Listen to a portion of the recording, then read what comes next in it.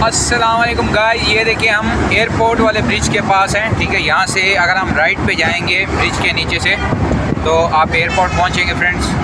इस वक्त हम आ रहे हैं मलिर हार्ट से। ठीक है, मलिर हार्ट से हम आ रहे हैं शारा फैसल पे।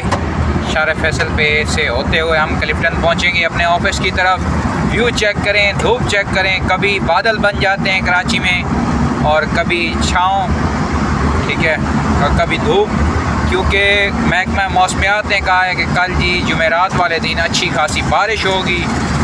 मौसम हबस जैसा हो जाता है, हवा नहीं है, लेकिन गर्मी भी काफ़ी है फ्रेंड्स। पंजाब वाली गर्मी कराची में हो रही है और जितना हम समंदर से दूर जाते हैं गर्मी तो आपको पता है बढ़ जाती है। ये देखें शाह फैसल कॉलोनी,